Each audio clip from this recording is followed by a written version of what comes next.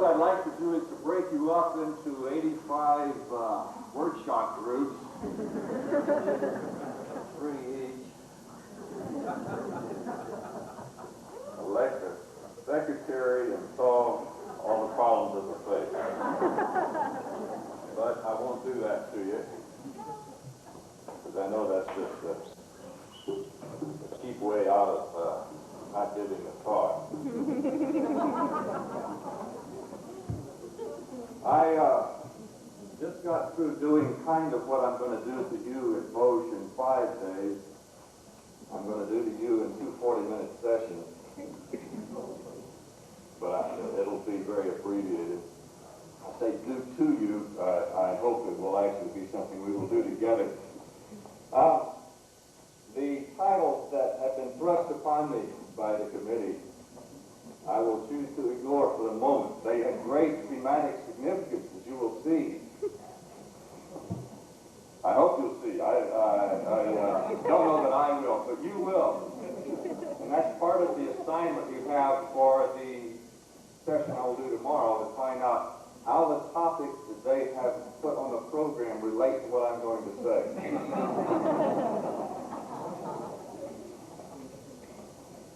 I'll ask you that question after I'm through, and maybe we'll have an answer. The topic that I'm going to use as a temporary one in its place is the poetry of the Baha'i life. In 2 parts. The part this morning, how it works, how the poetic process works in the Baha'i life, or relates to the Baha'i life. And then tomorrow we will deal with how to make your life a poem. I'm going to start off, I'm actually going to put something on that in just a minute. I'm going to start off by reading a poem, appropriately enough.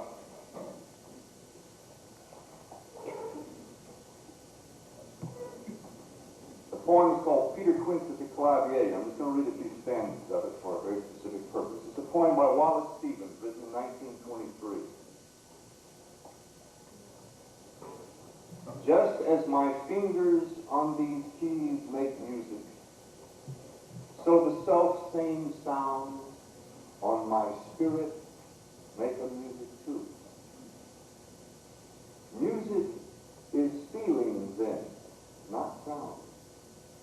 And thus it is that what I feel here in this room, desiring you, thinking of your blue shadowed silk, is music.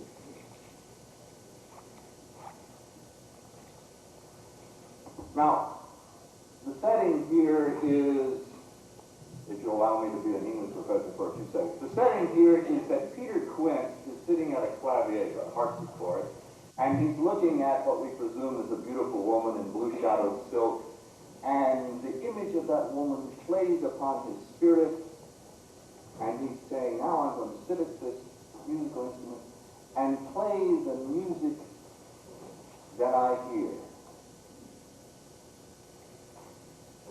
And when I do, that same music I am playing will come back and inspire me in another way. Now the poem goes on very elaborately, and I'm not going to give you an analysis of the poem. That would take a couple of days with this particular poem. But let me show you what I think is being set up here by Stevens. Can anyone see this, or is the glare fun? Is it okay? You can't see it. How about if I turn it? No, don't do that. Don't do that.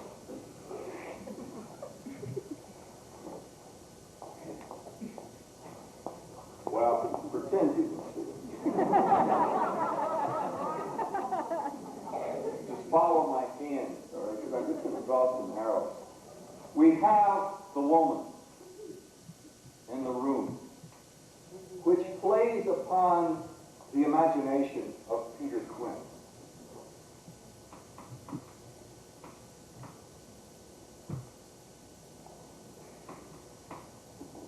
Now, Peter Quince is a character in a Shakespearean play who directs the play within the play in Midsummer Night's Dream.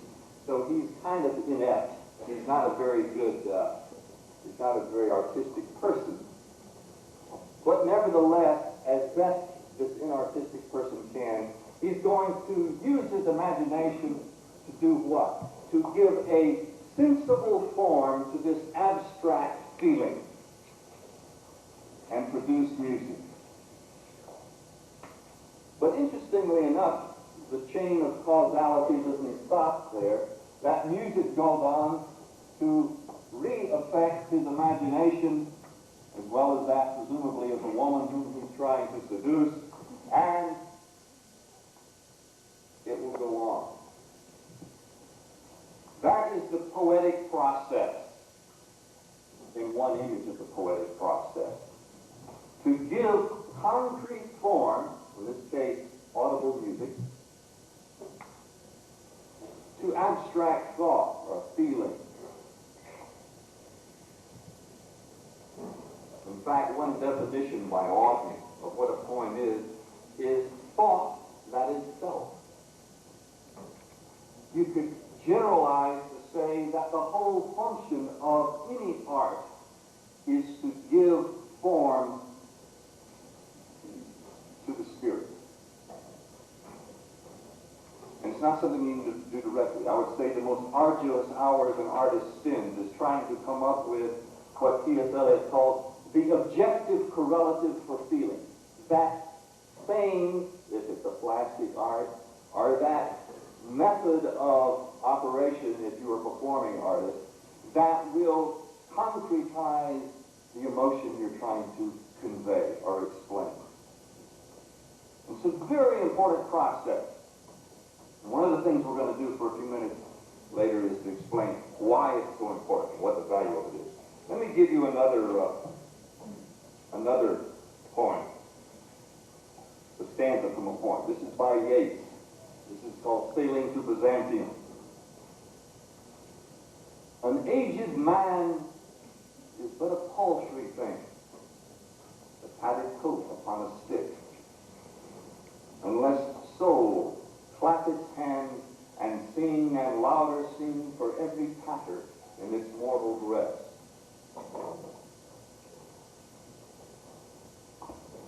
Now that's a very fine image, a visual image. An aged man is but a paltry thing, a tattered coat upon a stick.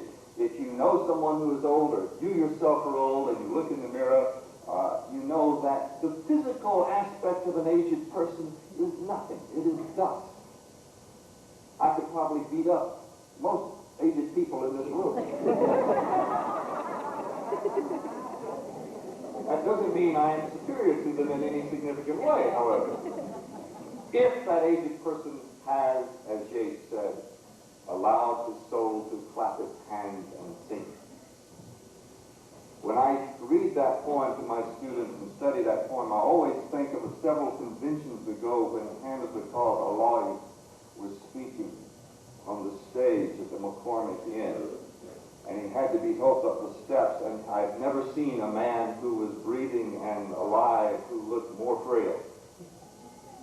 And yet, as he sat in that chair and spoke, the veils of age were peeled away, word by word, until you saw being conveyed through that frail body a spirit that could conquer the world. And I always think of this image, that indeed his soul was clapping its hands very loudly and very profoundly.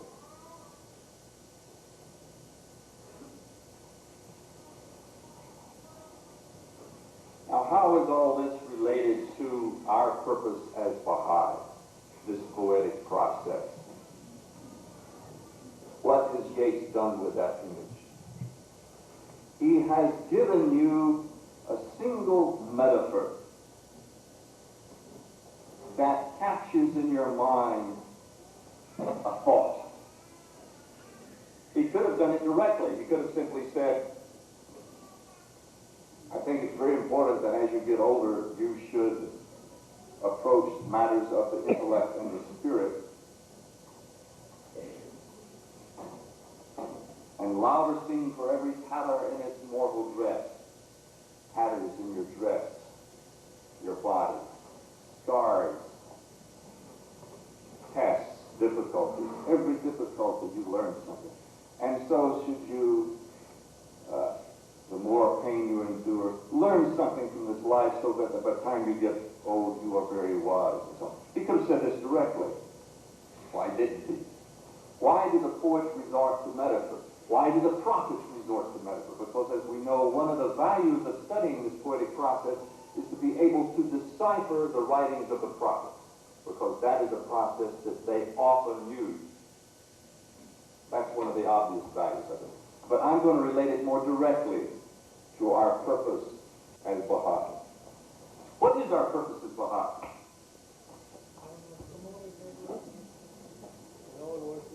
To know and worship God. We say it every day in the noonday prayer.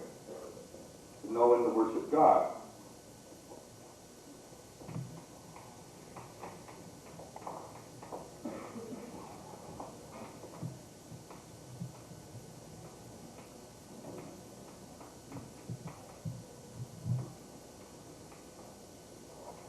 But we're also told in the writings that God is unknowable. So we can't do it.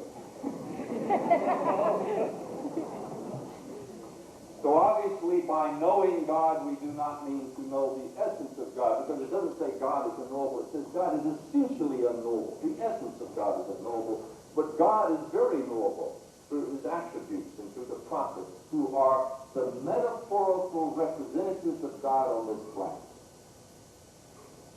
They are, if you will, God's attributes translated into a poetic form. Now, to know and to worship. Obviously, knowledge in this sense is distinct from the knowledge that we commonly associate with human learning. In fact, Baha'u'llah tells us that in case we don't know it. He says the knowledge he's talking about uses two terms in two different places. Indeed, God, he says, it is not the learning common amongst men. And in another place, he says, it is not acquired learning that enables us to know the attributes of God and to understand the teachings of the manifestation. And that's only appropriate, isn't it? Since we are told that everyone, regardless of their education or rank, has the capacity to recognize the manifestation. Therefore, everyone has that responsibility. And secondly, we are told, perhaps even more importantly, that no one spiritual state of being can be conditioned by another. Powerful idea, because it means, in effect, no one can make you spiritual. No one can do it for you. People can help you. People can make it easier for you, but they can't make your choices for you. Therefore, it's only appropriate that everyone must have access to the knowledge of God. So we're not talking about acquired learning. Scholarship here has nothing to do with the kind of learning we're talking about. We're talking about recognizing attributes of God. And worship. We worship God. But of course here we obviously know that that means more than simply praying prayers.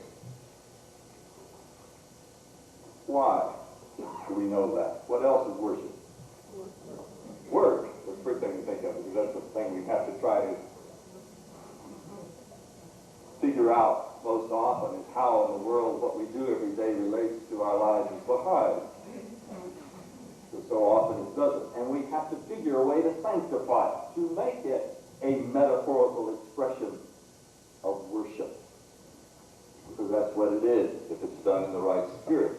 To worship, then, does not simply mean to pray. It means anything we do which in some way exalts God through our lives.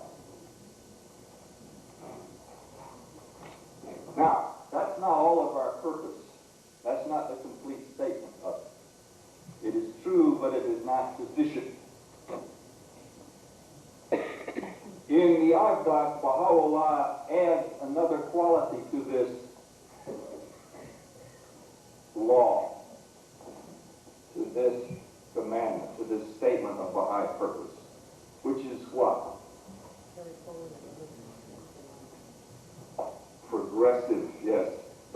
else dealing more directly with these two things. And what becomes, in effect, the preamble to the Baha'i says two things are incumbent upon every individual. Number one, to recognize the manifestation. Number two, that he says immerse yourself in writing, but that's not what follows it. Obedience. Obedience to the ordinances of the manifestation. Now see the parallelism here? To know the manifestation, to recognize the manifestation. We just said we can't know God except through the manifestation. Through the attributes of God, and the attributes are revealed through the manifestation. We're told in writing, without the manifestation, not only no knowledge of God is possible, hence Christ said, no man cometh unto the Father but by me. And Audible says, if the manifestations didn't come, the earth would be desolate. We know the properties of God, the attributes of God through the manifestations, and therefore in the Agos, the recognition he's talking about is the same thing as the knowledge of God. So he's talking in effect about the same commandment, the same statement of purpose. Two things in common. Recognize the manifestation, and secondly, obey. Do what they say. Same thing. In other words, to put it simply, first we come to know, and then we do. Which is exactly what Abdul Baha says when he says, by faith is meant first to know, then to do. That's the Baha'i definition, or one of the Baha'i definitions of faith. There are others. But it's an important distinction in the concept of faith from what you have in other religions, where faith is deemed a leap of belief. You must accept the sacrifice that Christ made. You must believe. Baha'is do not say that. Their writings do not say that. In fact, they say not only must you not believe, you cannot believe unless independently you confirm for yourself the validity of the claims of Baha'u'llah. And the more ways you confirm it, the more confirmed you are and the more certitude you obtain. To know, then to do. But there's another part in that same passage in the Agos. It doesn't just say that you must do these two things. It says another crucial aspect of it, which is what? Neither is acceptable without the other. And this too is an terribly important distinction between the Baha'i concept of belief and that of almost every other religion, certainly the major Protestant religions. Namely, that belief is not only signaled by deeds, it is dependent on deeds and inextricably linked to deeds. In effect, it is not sufficient to say you recognize Baha'u'llah unless you do something about it. And that means more than simply signing a card. It means you put that belief in motion. So in other words, it is not only linked, these aren't coordinate. In other words, we do this, and by the way, we also do this. No, these things are inextricably linked together.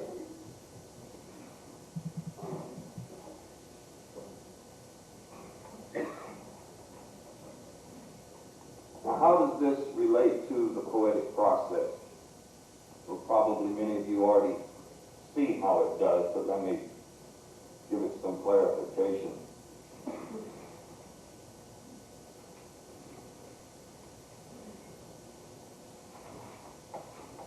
As I try to show up here,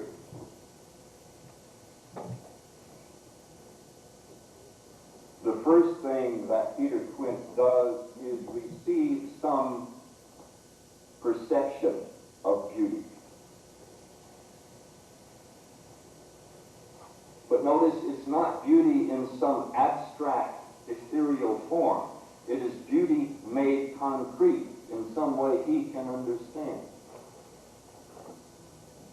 Because, as educationists know, A person can't learn an abstraction without a concrete reference. You cannot simply teach a child goodness or truth or beauty or justice or anything of spiritual attributes without giving them an experience they can relate it to. Just can't do it. The human being at this point is incapable of understanding it directly.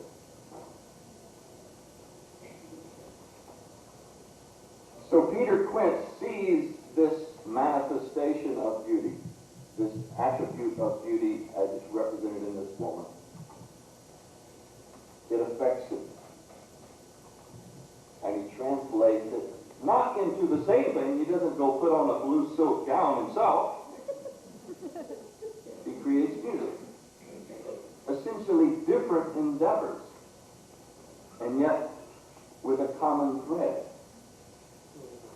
That is metaphor. That is the definition of what metaphor is. Essentially different things sharing some common quality. And that is a uniquely human capacity to extract from different experiences a similar quality. That's what we're doing here.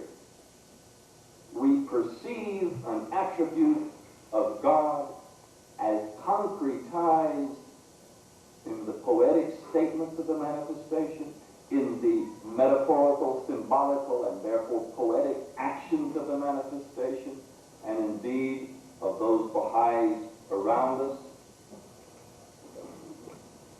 And we turn around and do the same thing, make a poetic statement by acting out our understanding in some way that may be the same or it may be quite different. It may be something where instead of doing the same thing we see done, we do something of a similar nature or something that has the same quality to it.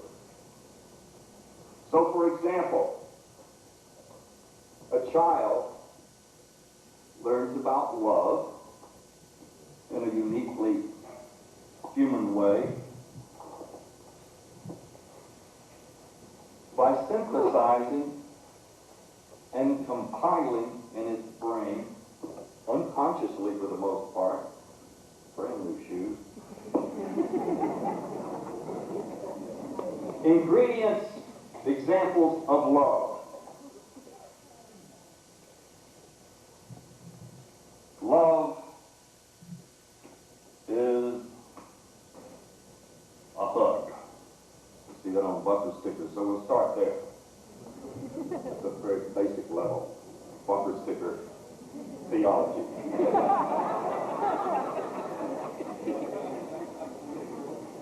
Now, the child is experiencing other things too, which it may not associate with love, such as punishment. It is restricted or chastised. But at some point, it synthesizes this experience with the punishment to recognize, and it may be much later in its life when it finally has children of its own, that these two things are both expressions of the same attribute.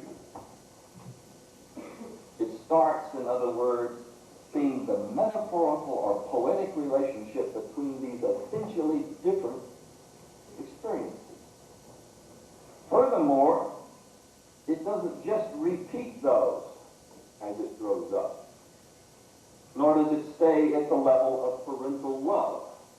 As it grows up, we presume it discovers love in creation, pets, animals, beauty of nature, friends.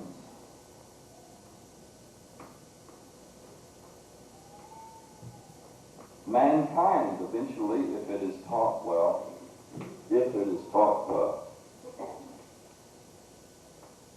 And finally, creation as a whole, and that is the plan of God.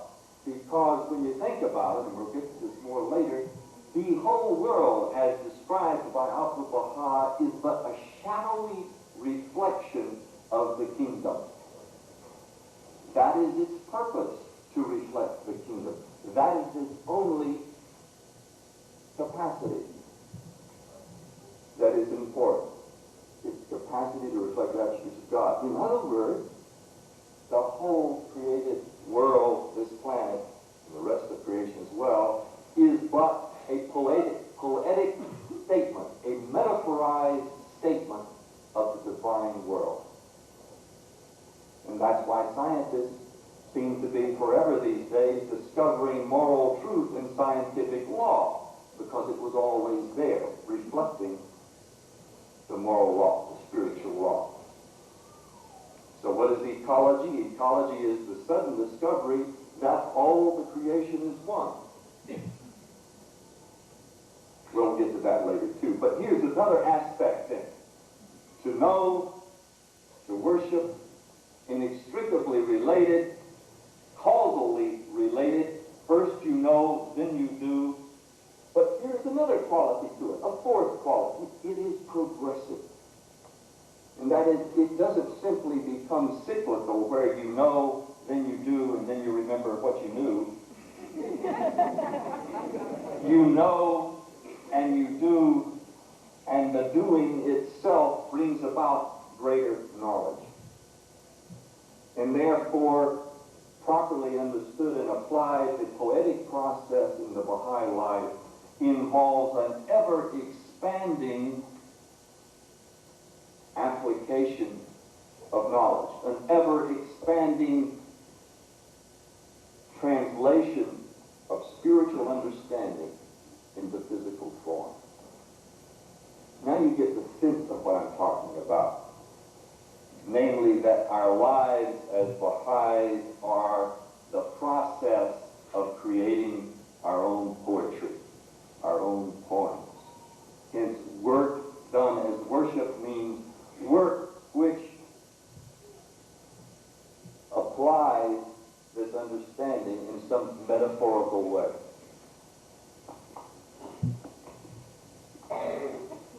Well, that's all very neat, but so what? You're saying to yourself. You may not be saying, you may be saying, gee, that's wonderful, or you may be saying, I read that in this book.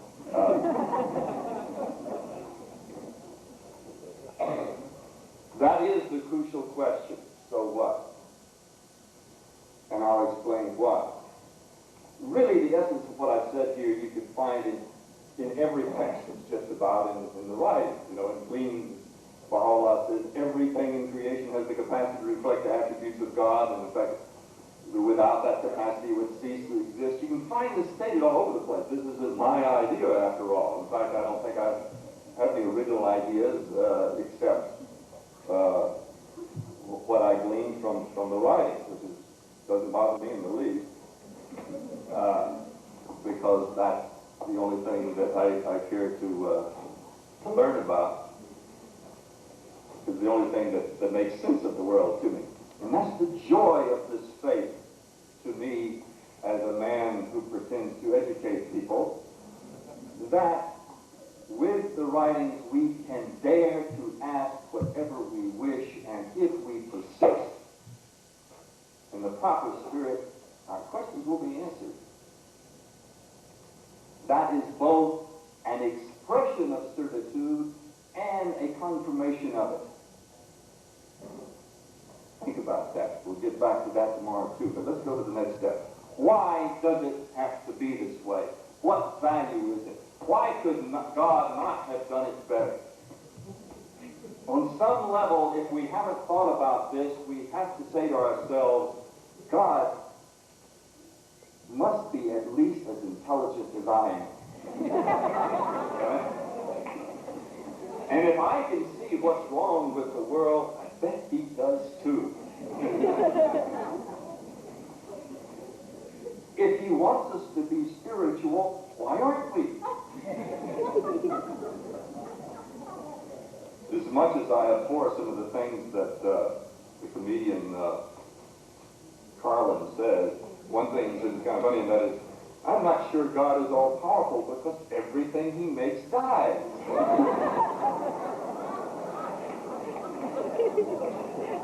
Well, on some level, we say the same thing. If his purpose is to educate us, why aren't we educated? If his purpose is to reveal these attributes to us, why does he beat around the bush? Why this indirection? Why is he the concealer? Because that's one of the attributes of God, the concealer. Now, on the one hand, the answer is somewhat simple. If you are in education or have been educated, when you think about it, a teacher withholds information from the student on purpose for a benign reason. If I'm teaching you math, it would do you little good if I said, here are the problems and here are all the answers, and memorize it.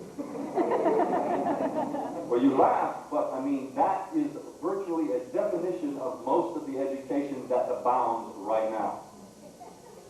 There's a whole process that has arisen in the last few years called academic hothousing, where you take innocent little children and you program them to do just such things as that. And they're only now discovering the detrimental results of that, namely that it burns them out, and in later years they will rebel against education, and very soon in their process of education, they will be behind those who were not so afflicted. The definition of education for the Baha'i, or for anyone, is acquiring tools for advancement, not to be brainwashed or programmed or catechized.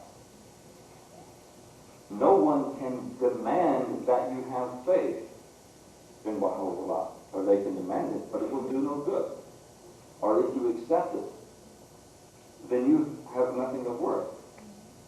The teacher withholds answers because the teacher wants you to see how the process works. Because what the teacher really wants you to acquire is not the answer to a specific problem, but the ability to go out and resolve all kinds of other problems, maybe quite different problems. So that by studying nuclear physics, you may see the relationship between the nuclear structure and the structure of the universe, and ultimately see how all things fit together, the unity in diverse items of creation. But there's some other very specific things that are gained by this process that I wish to share with you, other than simply this general observation that tests are valuable. What I mean by that is simply that when the teacher gives you a test, if it's an intelligent test, you are not simply throwing back at the teacher something you've memorized, you are exercising the tool, and the teacher's trying to see if you've acquired the tool. If the teacher's doing something else other than that, then the teacher is not a very good teacher. Likewise, if in our spiritual lives we simply react, if we're indoctrinated rather than educated, we act mechanically out of imitation rather than following the definition of human justice as stated by Baha'u'llah in the second hidden word, to see with your own eyes and to hear with your own ears. There's a kind of autonomy. Since no man's spiritual development is conditioned by another. There has to be. It doesn't mean you're isolated and alone by any means, but it means that on some level you have to do this, initiate this process on your own. So what is the value then of this indirection? Well, the indirection, as I said, requires that we work on our own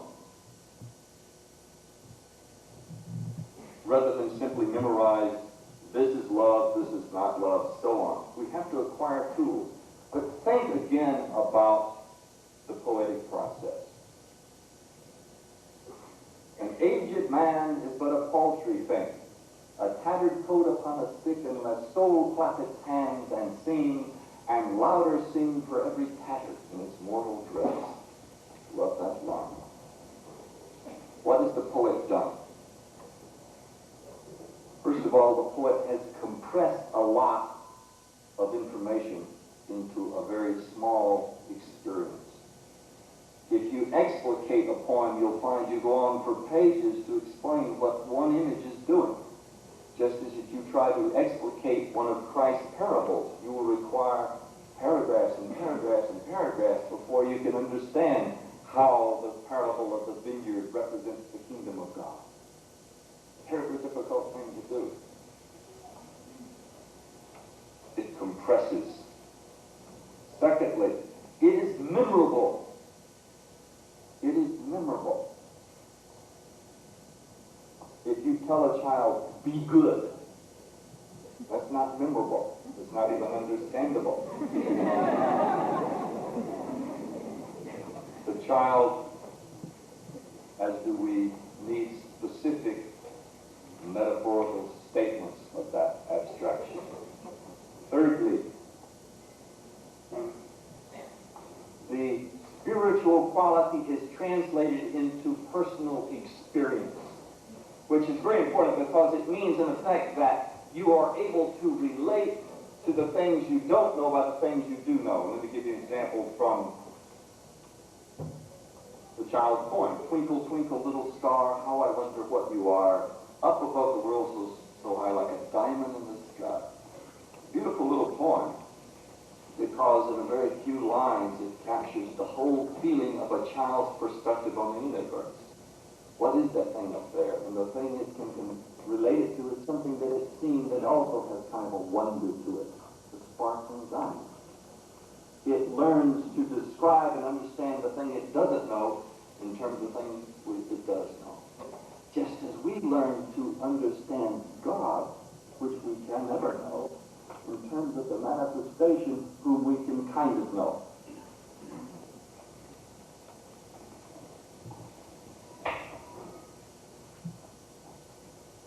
It requires individual initiative, the poetic process. When Christ responded in parables, his disciples asked, "Why do you speak in parables?" In effect, these poor learned Jews come to you and ask you these very direct questions, and you answer them with a story. Why do you do that? And of course, Baha'i says somewhat the same thing in the Iran, where he says, "Behold how God does stir up the masses, to stir up the people." He says it's almost, you feel with a sense of humor, like, isn't that neat how God does that? And Christ's response is, because to you it has been given to know, but to them, seeing they do not see and hearing they do not hear, because their hearts are hard. And for him who does not know, even that which he has will be taken away. Now, that itself lends itself to many interpretations, but one that I understand it to mean is that if you get the sense of how this process works, then the world is opened up to you. But if you are a lawyer in religion rather than a poet, then you're stopped. Because you don't have the imagination to know how to translate that story into spiritual meaning. It requires of us thought and effort, struggle. And is that bad? If you're trying to train an athlete, do you withhold stress? Or do you induce it? The more stress, the better. In increments, gradually, until the athlete gradually becomes more and more proficient. Same thing is true spiritually. Have you ever noticed how some of the people you most admire spiritually have a horrible, horrible life, and you wonder if God's punishing? No, he's training them. I always remember Bill Sears when I talked about that, saying, as I'm sure you've all heard talk about the time in his life when he referred to the passage where no one is tested beyond their capacity, and then he looks up and says, "Are you sure you know my capacity?" But I think God knows his capacity.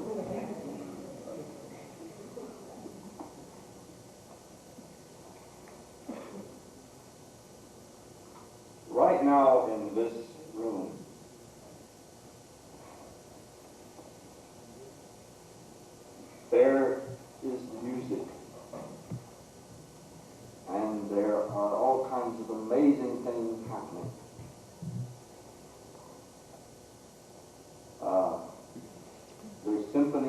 playing. There are truckers talking to each other as they go along the road, saying obscene things about the people in the automobiles usually. There are symphonies playing, and there are lousy TV shows. Only we don't hear them and we don't see them because we don't have with us, maybe some of you do, but on stage we don't have any equipment to translate those ephemeral waves into tangible, sensible form. Our bodies are, in this life, the metaphors of ourselves, but they are not ourselves. They are the receivers by which our souls communicate to this world. Unfortunately, we are too often judged in this world by the appearance of the receiver rather than the message that is being conveyed. But the importance of this metaphorical relationship is to understand that that's what the whole world is about. That on every level, Baha'i says, everything in creation has something to tell us about the attributes of God. Every relationship has a metaphorical value to it. The writings of the prophets have a metaphorical value. We'll get into that tomorrow. That's what the main thing is, how this works and how you use it. A very practical application of this theory I've been talking about.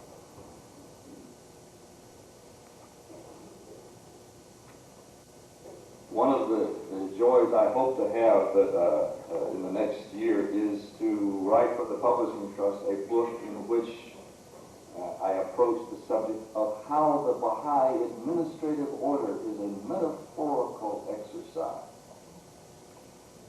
Every aspect of it. And of course, I'm sure you're all aware of that. Of how, what consultation, what you're learning in consultation, what are you acting out there? It's all a drama. Just as the conference at Badash was a metaphorical drama, as I understand it, with Baha'u'llah, the director of that play. And Khodus represented the conservative leanings of the gathered Babis who wanted to retain their identity as Muslims and not throw away the Muslim traditions, but still believe that the Bab was a spiritual messenger. And Tahireh representing that faction which believe that no, this is a new revelation and all of the Islamic dispensation is, or the Islamic laws are abrogated. And a new garden has appeared. 3 gardens they had in the Khodus, Tahireh, and Baha'u'llah. Drama. That's what our lives are about. The administrative order of Baha'u'llah, in other words, is a vast poem. The ultimate poem that this planet can write. Namely, to take the kingdom of God, which is a spiritual existence, and write it in physical form. Not in a final physical form, but an ever-evolving expression. A poem that is always getting better. That's what we are about as Baha'i, is making the world a poetic statement of the kingdom of God, and on a particular level, making our lives poetic statements of our beliefs in Baha'u'llah. Now, before I leave, I've got a homework assignment for you. I want you to look at hidden word, Arabic hidden word 71, Persian hidden word number 33, and Persian hidden word number 72 for tomorrow. Arabic 71, Persian 33, and 72. And what I'd like you to do is simply decipher or decode, as the vogue term is, the metaphorical ingredients in those hidden words. Tomorrow I hope to get a little more particularly into how this process, let me put it this way. One of the basic questions, and I'll finish with this even though my time is up. One of the basic questions a student asks when you confront them with poetry, or one of the great responses is, I don't do that kind of thing.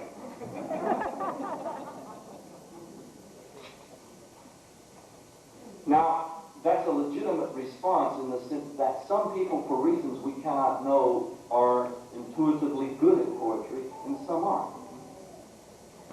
Just as Baha'i says, the ability to understand the writings of the manifestation, the birds of heaven, is in no wise dependent on acquired learning. It's not something you really can be taught in that sense. And yet, if you stop at that point, it means, well, some of us are good at it and some of us aren't. So let's just, go on to something we can handle. There is something you can do when you're stopped by it. There is a way of understanding the mechanics of this process that can unlock for you the way it works and where you go when you come up against an action or an idea or a passage that you simply don't understand. And that's what we will do tomorrow. Well, that's the topic of the poetry of the Baha'i life, how it